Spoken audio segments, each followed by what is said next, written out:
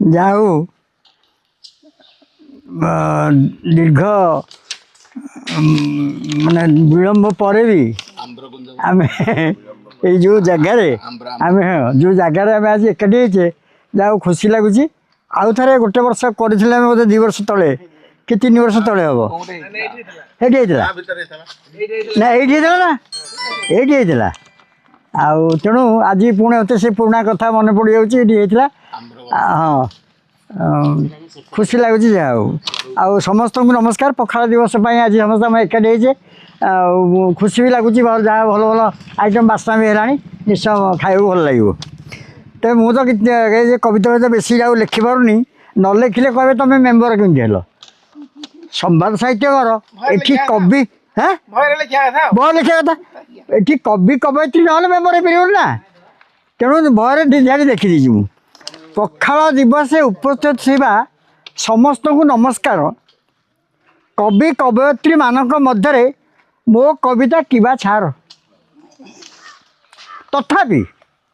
ତଥାପି ସାହସ ଜୁଟେଇ 2 ଧାଡ଼ି ଲେଖିଛି ପଢ଼ିବି ବୋଲି। ତଥାପି ସାହସ ଜୁଟେଇ 2 ଧାଡ଼ି ଲେଖିଛି ପଢ଼ିବି ବୋଲି। ନ ଲେଖିଲେ କାଳେ ଭାବିବେ ସମସ୍ତେ ସଭ୍ୟ ମୁଁ କେମିତି ହେଲି। ନ ଲେଖିଲେ କାଳେ ସମସ୍ତେ ଭାବିବେ ସଭ୍ୟ ମୁଁ କେମିତି ହେଲି। ହଁ ଯାଇଥାଏ ସଭ୍ୟ।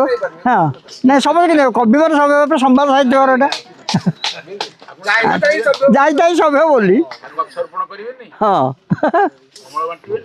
ପଖାଳ ଭାତର କି ଗୁଣ ଗାଇବି ସବୁଠାରୁ ସିଏ ରଜା। ଭିଟାମିନ୍ ପରେ ଭରପୁର ଅଛି ଯଦି ଥାଏ ଶାଗ ଭଜା।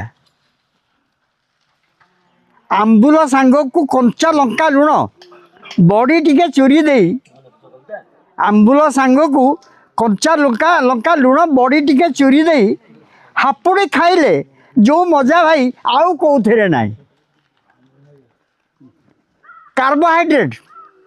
କାର୍ବୋହାଇଡ୍ରେଟ୍ ଆଇରନ୍ ଆଉ ଭିଟାମିନ୍ ସି ମିଶି।